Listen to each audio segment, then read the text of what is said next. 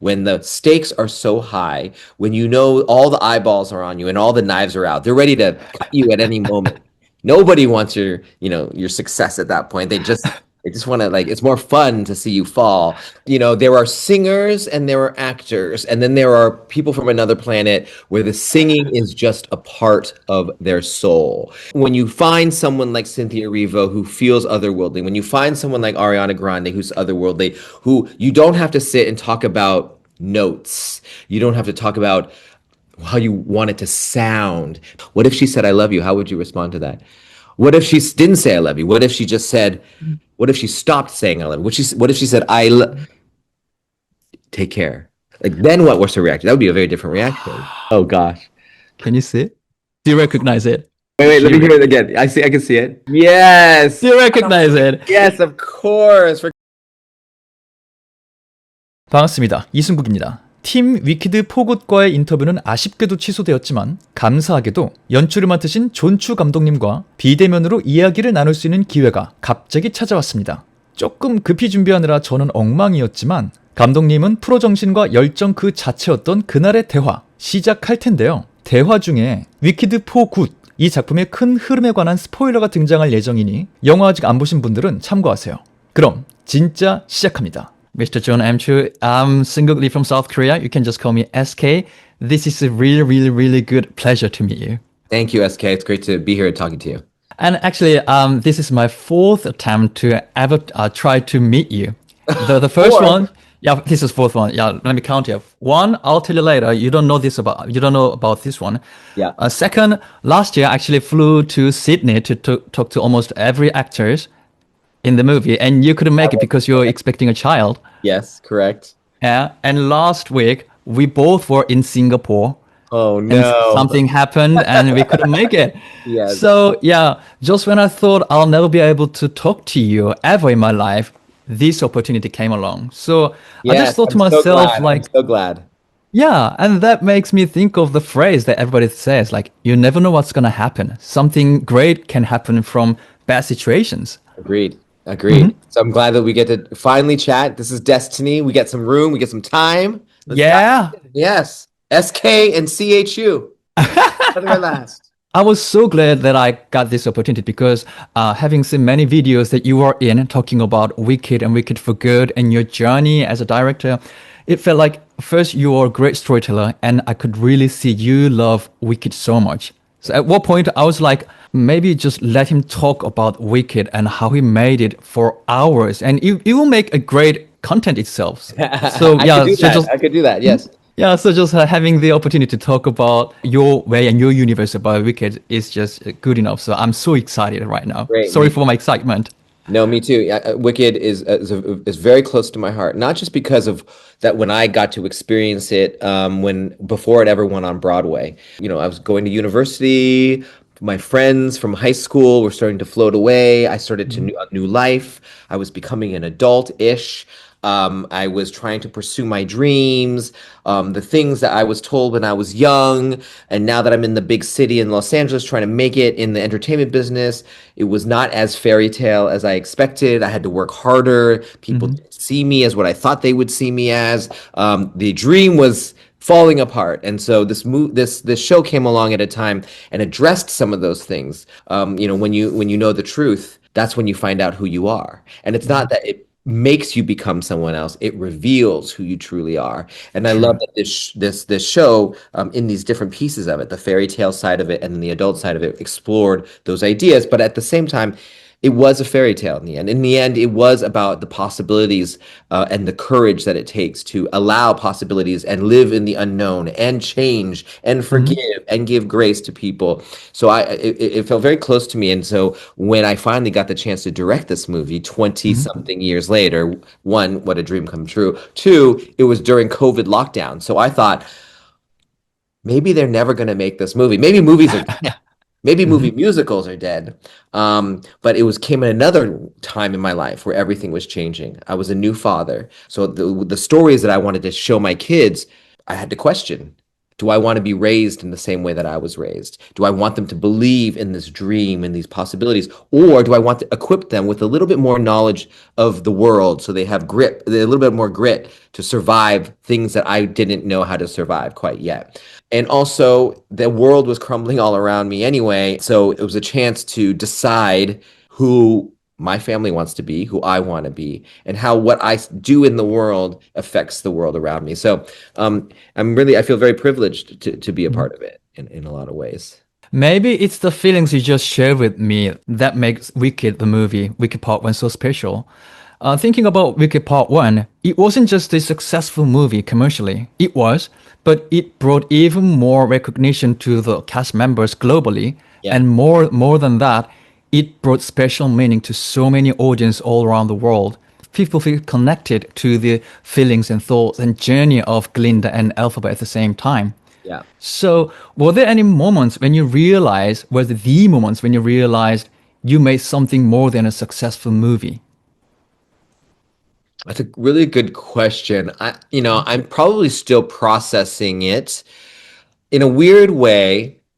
Making Wicked, now it's been 5 years.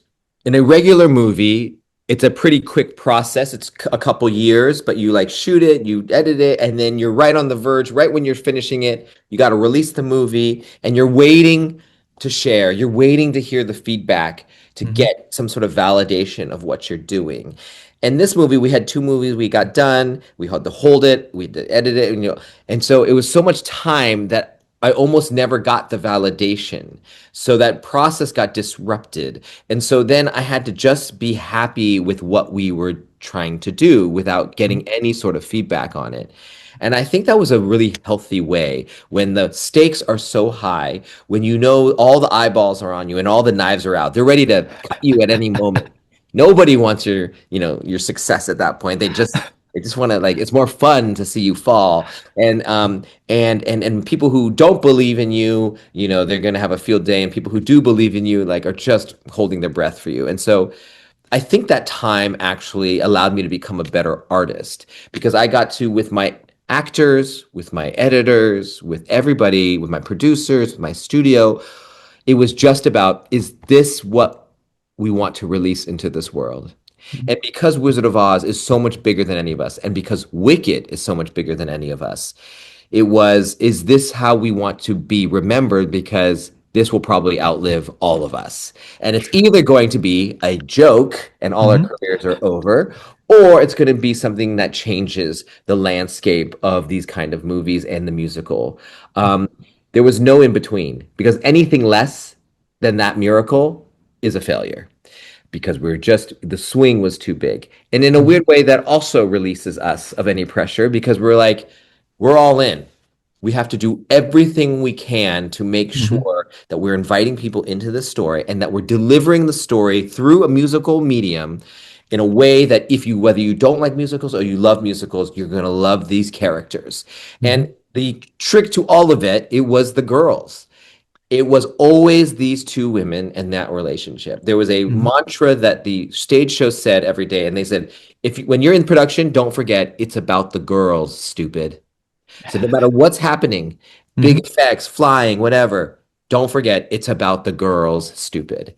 And I think that was a really clear, simple guideline for every part of the production of this movie, from pre-production of the script to shooting it with the girls to post-production to the mix to the color. It's about the girls, stupid. And so I think we felt this process, as big of a movie as it is, had a zen, very clear intention because of the time, and we weren't waiting for validation. We had to have self-validation. And your approach way of making this movie really worked, and you brought miracle with Wicked Part 1. The thing is, there's still more stories to tell. You classified it as a fairy tale part and adult part. Yes. And for me, I always think of the Act 1 of the stage musical Wicked as a glittering or shining introduction to the characters and World of Oz.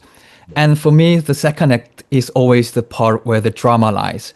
The drama where you have to talk about choices, consequences, love, friendship, and even direct link to the Wizard of Oz. Yeah. But the thing is, many people around the world haven't watched the musical and they don't know the whole story, and yet still they're quite satisfied with how the first part ended, the Wicked Part 1 movie. So, what was your approach? What was the strategy to invite them back to the world of Oz and make them invested into this more realistic or more mature side of the whole story?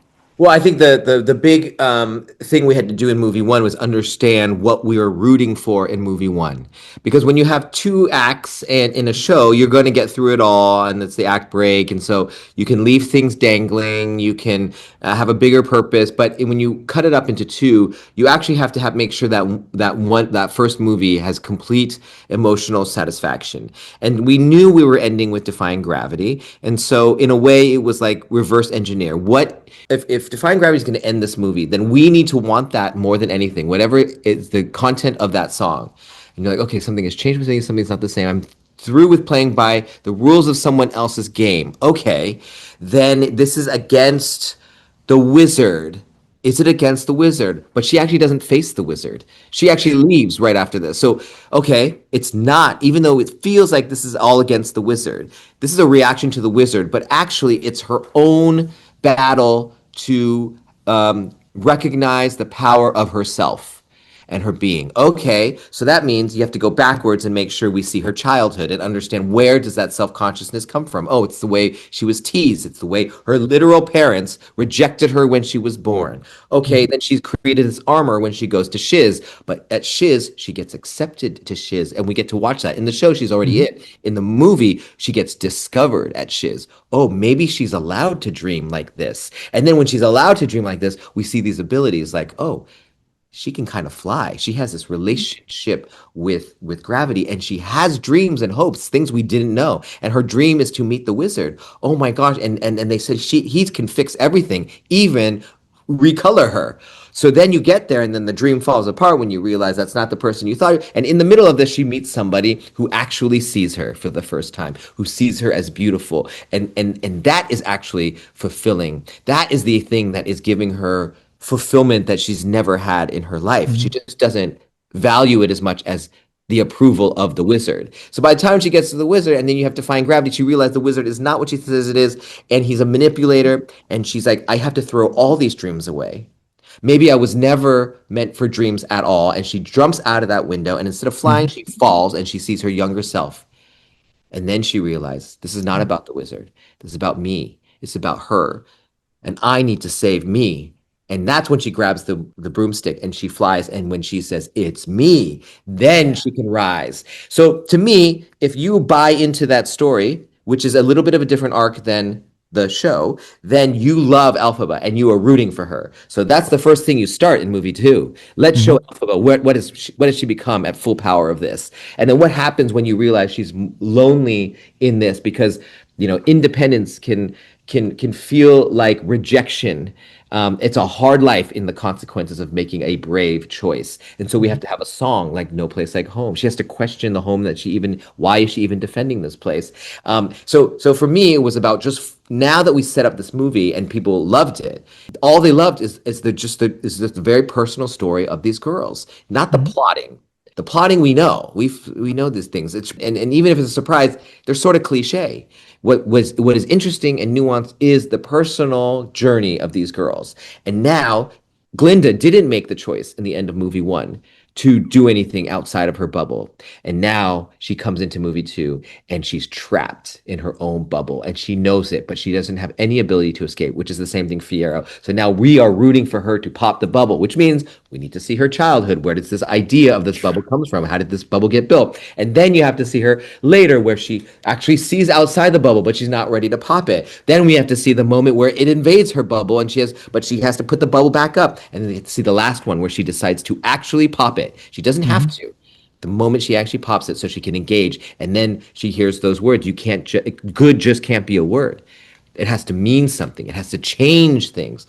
Then she doesn't need the wand anymore, which we set up in the beginning, and then she can actually tell the truth to the people, even if she's promised Elphaba. She will never tell them who, the reality of Elphaba's what Elphaba went through. It is instead to that she's going to be as open and vulnerable to the people, and she's not going to say, "I'm going to be Glinda the Good." She's going to say, "I'm going to try to be Glinda the Good," and only then, at her ultimate sacrifice, no wand, no trying to be magic, only then will the Grimoire open for her, and only then will she have the full power. And then the only person who allowed her to have access to that is the person she sees or she feels beyond the rainbow, Elphaba, because it's about the girls, stupid. And that's how we know in movie two, that's what we try to structure everything around.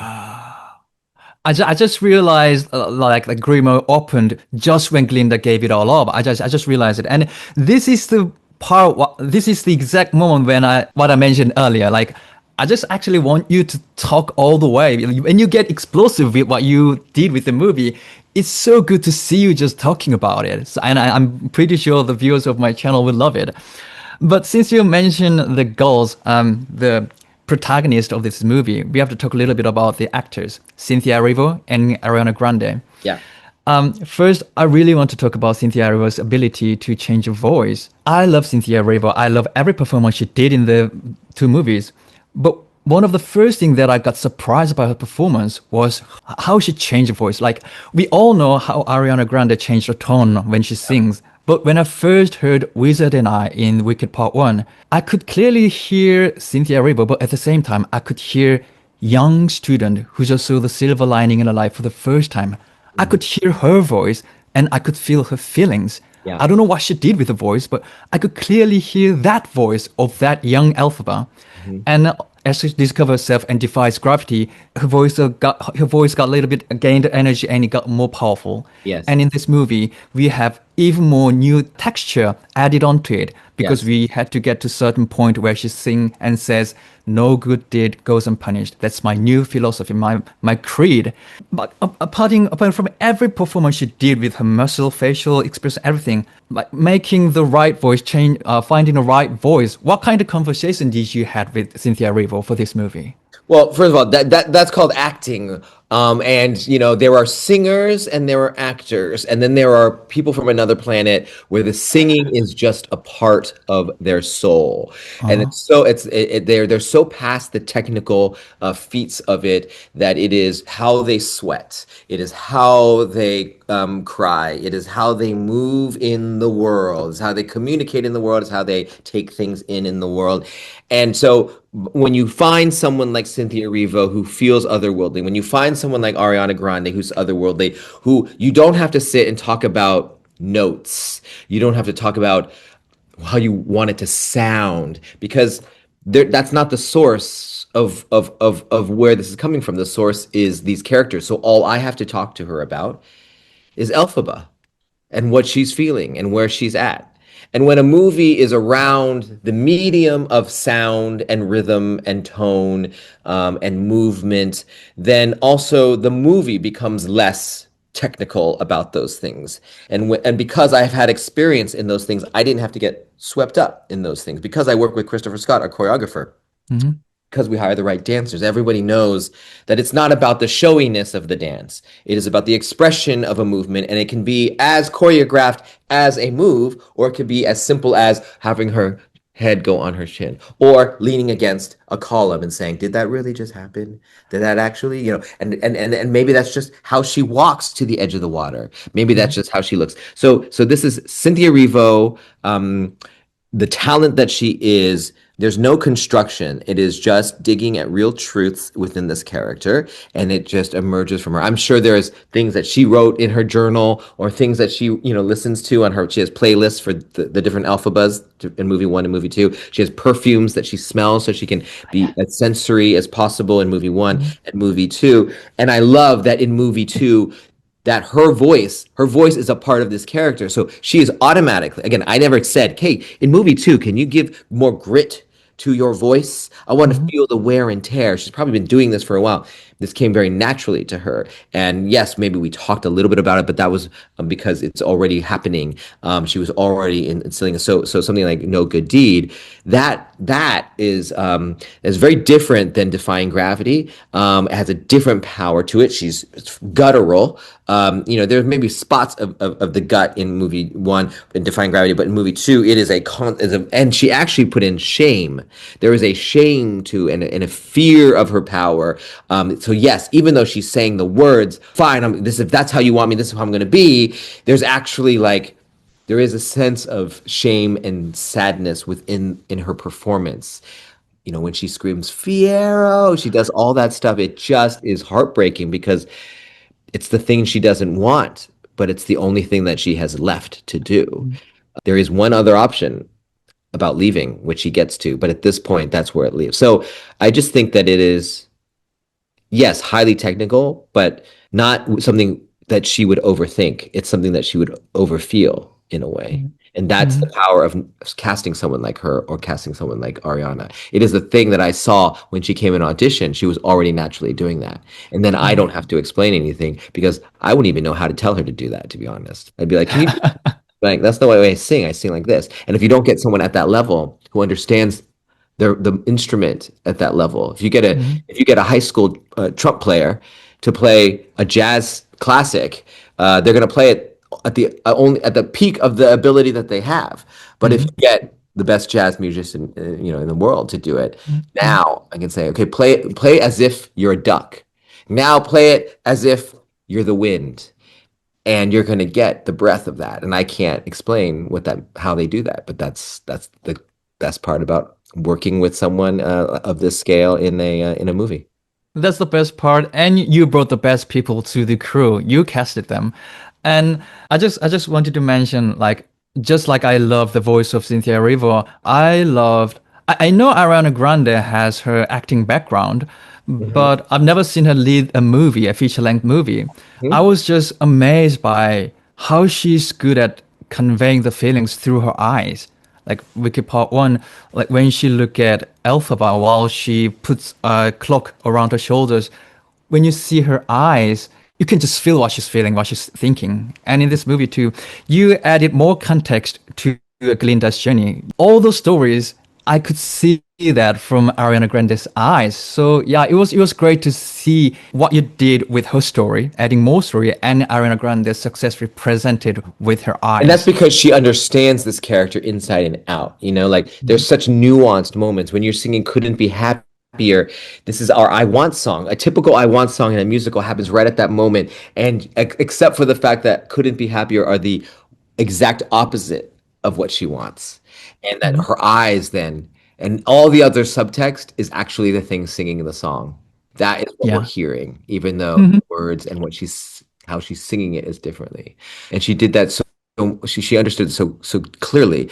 When she puts her in the closet and Cynthia says, like, or Elphaba says, you're going to be okay. Just stay here and I love you. And the way Glinda says, I love you too back is just I don't know what that is. I don't know what it I don't know. I wouldn't know how to direct that. The best thing I can do is set them in the scene, set them in what's happening, and the best thing they can do is be as present in that scene as possible and know those characters so well and figure out what they would do in those scenes if this scenario happened. What if she said I love you? How would you respond to that? What if she didn't say I love you? What if she just said, what if she stopped saying I love you? What if she said take care? Like, then what was her reaction? That would be a very different reaction. What if she winked at you before she left, which did happen, and we didn't use it because we didn't need it. But these are the things that when we're shooting, we're not making the movie. We are playing around with characters in a scenario, and if we know them well enough, we're finding really interesting situations between that scenario. Even if the plotting is the same, she's going to close the closet door. Great. In the script, it's like she closed the door and that's it. But now we get to add on. What if she held and looked at you?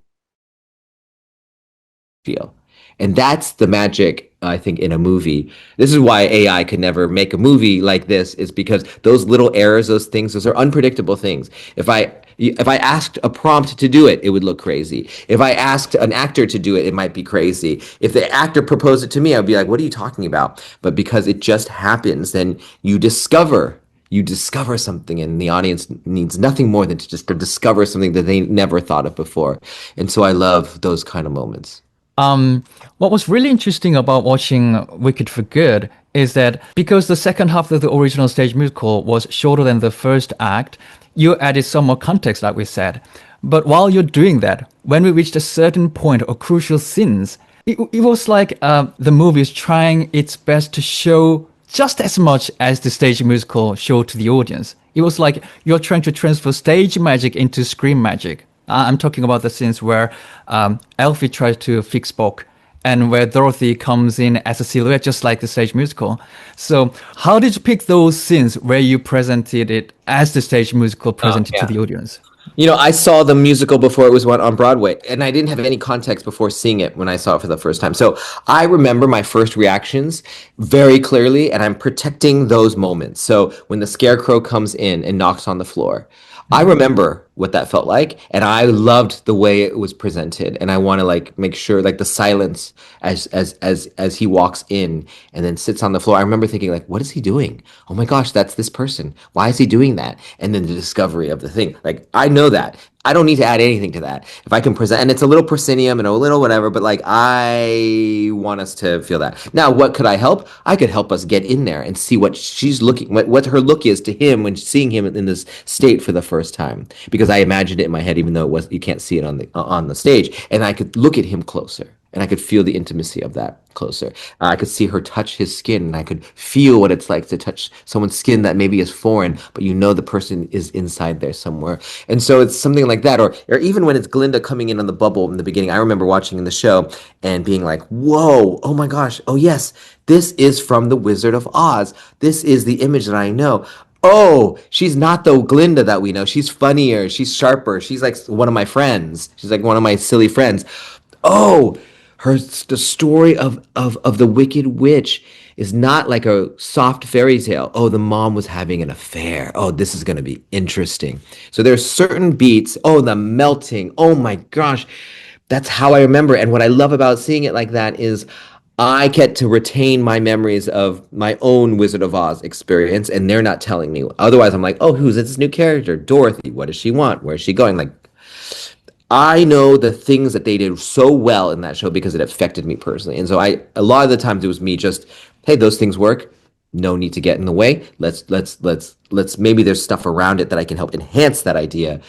But I had no fear of just doing what they did. They spent 20 years developing this, and audiences have been feeding off of it. And yes, it's a different medium, but why not take it? That's their greatest advantage. Yeah. So just watching those moments and watching the new creation you put into this movie, this story, I could really feel that, like I said before, you really love this source material. So I actually told this to every actor I met in Sydney last year. I just wanted to say again to you for the first time, thank you for making a movie that honors the source material, but also making something only movie can be. So thank you for everything. And I might be running out of time. I might be going. So before I go, I just want I wanted to show you the very first attempt I wanted to meet you. Okay. I don't know if you remember this or not. Where was it? I actually recorded it when I tried to meet you. Oh gosh. Can you see it? Were you crying but then try to cover it up? Do you recognize it? Maybe you have to. Wait, let me hear it again. I can see it. You really don't need to. We're gonna have so much fun. You won't have time to be nervous. Yes. Do you recognize it? Yes, of course. For occasions. Where were you in Singapore? Where did you record that? No. I was in my room in South Korea. I was no actor, but you opened the wall to every people around the world who wanted to be part of the great project. So I actually you look so different there. You look very different there. I was young. It was 8 years ago. So yeah, I was young too back then. Yeah. So it was my very first attempt, and I'm really glad you didn't pick me because that proves that you have good eyes as a director.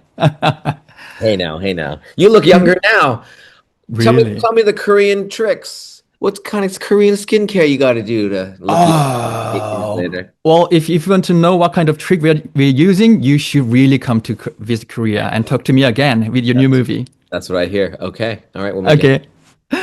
So thank you for every passionate answer you gave me, and I hope you have a great time today. And I hope you enjoy every time you can enjoy with this movie, Kid for Good. And I do hope this movie will do even greater than the first one. Thank you very much. I appreciate it. See Thank ya. you very much. See you. 네, 그렇게 그날의 대화가 마무리되었습니다.